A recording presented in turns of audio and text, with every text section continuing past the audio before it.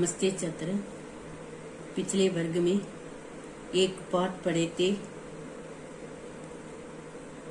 उस पाठ का नाम था विज्ञापन की कला। पिछले वर्ग में इस पाठ के आधा भाग पढ़े थे। अब हम इस पाठ के बाकी आधा भाग को पढ़ लेंगे। विज्ञापनों का कौशलपूर्ण आयोजन और संयोजन कुशल व्यापारी का प्रथम कर्तव्य है। अब हम इस पाठ के बाकी विषय को पढ़ लेंगे।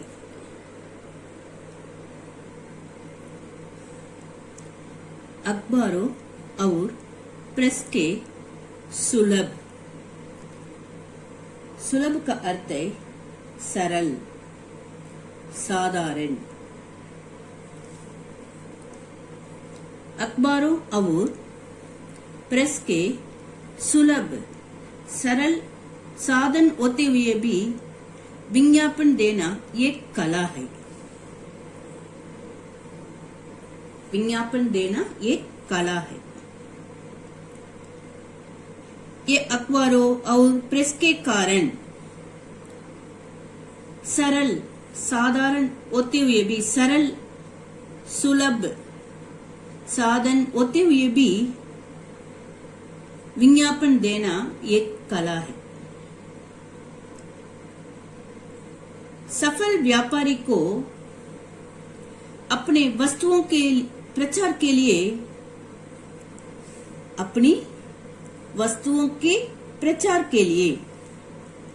विज्ञापनों का चक्रव्यूह रचना पड़ता है।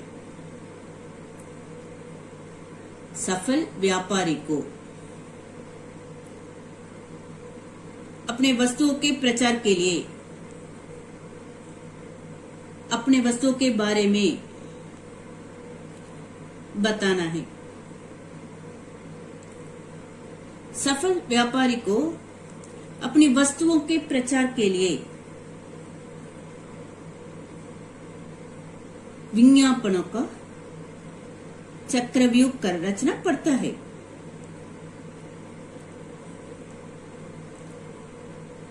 सफल व्यापारी को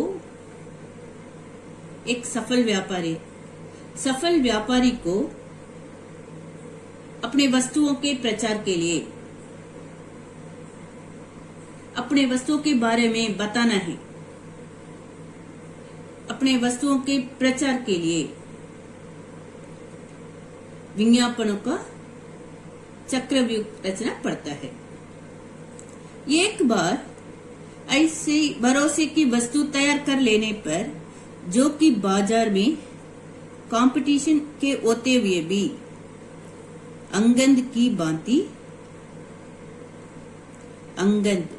की भांति दृढ़ता के साथ अपना पैर जमा लेगी, वह दिग्विजय की तैयारी कर लेता है। एक बार भरोसे की भरोसे की वस्तु लोग इस वस्तु के ऊपर भरोसे रखते हैं। एक बार ऐसी भरोसे की वस्तु तैयार कर लेने पर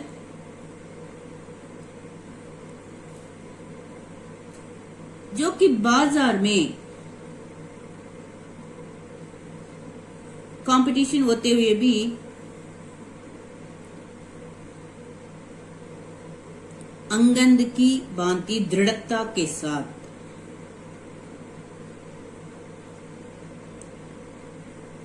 अपना पैर जमा लेगी, वह दिग्विजय की तैयारी कर लेता है। दिग्विजय इसका अर्थ है संपूर्ण दिशाओं पर विजय प्राप्त करना। दिग्विजय इसका अर्थ है संपूर्ण दिशाओं पर विजय प्राप्त करना। एक बार ऐसी भरोसे की वस्तु तैयार कर लेने पर जो बाजार में कंपटीशन के होते हुए भी अंगद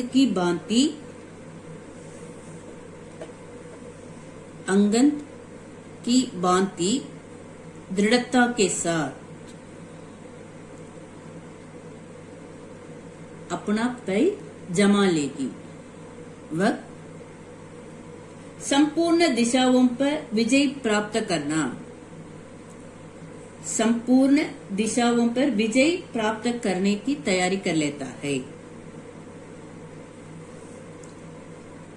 दिग्विजय करते संपूर्ण दिशाओं पर विजय प्राप्त करना। वह दिग्विजय की तैयारी कर लेता है। उसका हवाई अमला शुरू हो जाता है। वह ऐसी चीज तैयार करता है जो समाज की किसी बड़ी जरूरत को पूरा करे। वह ऐसी चीज तैयार करता है जो समाज की, सोसाइटी की किसी बड़ी जरूरत को पूरा करे। और यदि उसकी जरूरत ना भी हो, वह ऐसी चीज तैयार करता है जो समाज की, सोसाइटी की किसी बड़ी जरूरत को पूरा करे। अब यदि उसकी जरूरत ना भी हो, जरूरत को पूरा करे और यदि उसकी जरूरत ना भी हो तो वह अपने के बल पर जरूरत को पैदा कर लेता है।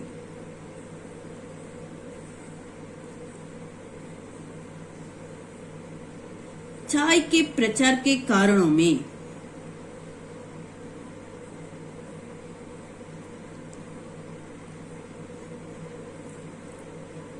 दूध का अपेक्षाकृत अभाव अवश्य है। अपेक्षाकृत, इसका अर्थ है किसी की तुलना में।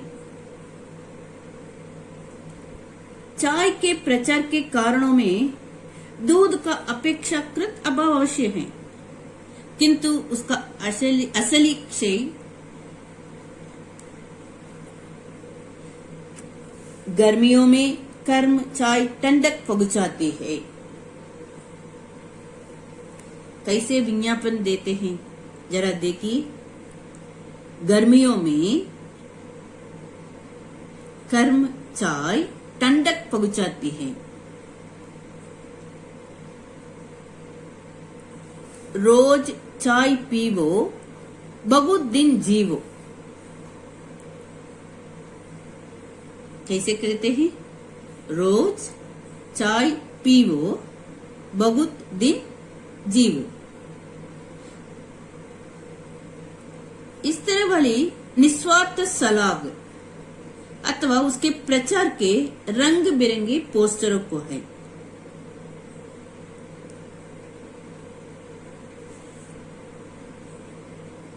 वह ऐसी चीज तैयार करते हैं जो समाज की किसी बड़ी जरूरत को पूरा करे। समाज की किसी बड़ी जरूरत, आवश्यकता को पूरा करे और यदि उसकी जरूरत ना भी हो। कुछ ऐसी चीजें हैं, ये बड़ी जरूरत आवश्यक नहीं है, ऐसा कुछ चीजें हैं, वस्तुएं हैं। इस तरह समाज की किसी बड़ी जरूरत को पूरा करे और यदि उसकी जरूरत ना भी हो तो वह अपने प्रचार के बल पर जरूरत को पैदा कर लेता है।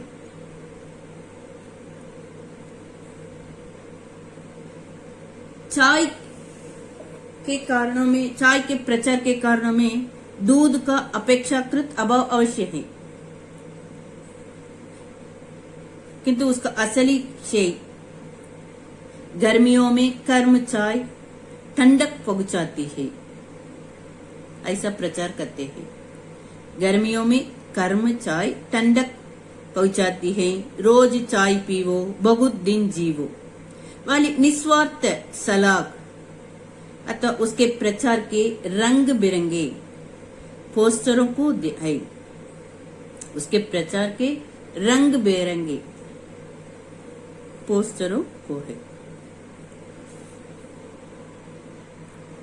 विज्ञापनों द्वारा जनता की मनोवृत्ति का निर्माण होता है। बड़े विज्ञापन दाता चट मंगनी पट ब्याग वाले तात्कालिक प्रभाव में विश्वास नहीं करते।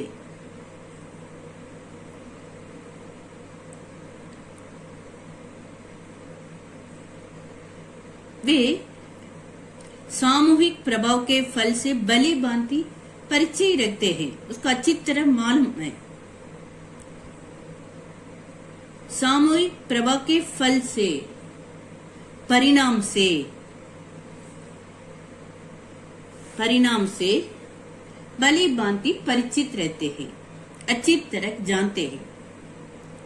बहुत से जगह ऐसे होते हैं जिनका एकदम असर नहीं होता, वरन उनका प्रभाव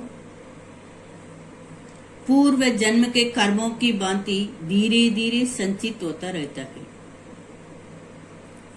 बहुत से जहर ऐसे होते हैं जिनका एकदम असर नहीं होता,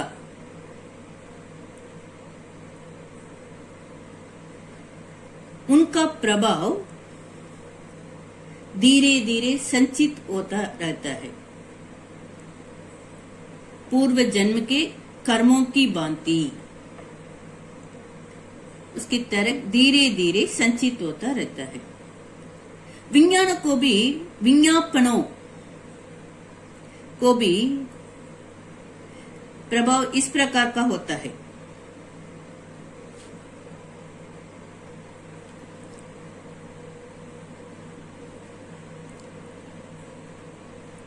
थोड़े दिन पूर्व कुछ चीनी दवाइयों के विज्ञापन निकले। उनमें एक आदमी दूसरे आदमी के दिमाग में कील ठोकता हुआ दिखाया जाता था। एक विज्ञापन निकले थे, उनमें एक आदमी दूसरे आदमी के दिमाग में कील ठोकता हुआ दिखाया जाता था। थोड़े दिन पूर्व कुछ चीनी दवाइयों के विज्ञापन निकले। उनमें एक आदमी दूसरे आदमी के दिमाग में कील ठोकता हुआ दिखाया जाता था। बस विज्ञापन का यही स्वरूप है। विज्ञापन दाता लुगार की सी एक चोट तो कम लगता है, किंतु विज्ञापन दाता लुहार की सी एक चोट तो कम लगता है, किंतु सुनार की सी धीरे धीरे चोटें अधिक लगाता रहता है। लोहार की सी एक चोट, लुगार की सी एक चोट कम लगाता है, किंतु सुनार की सी धीरे धीरे चोटें अधिक लगाता रहता है। और एक बार बताती हूँ, विज्ञापन दाता लुहार कीसी एक चोट तो कम लगाता है, किंतु सुनार कीसी धीरे धीरे चोटें अधिक लगाता रहता है।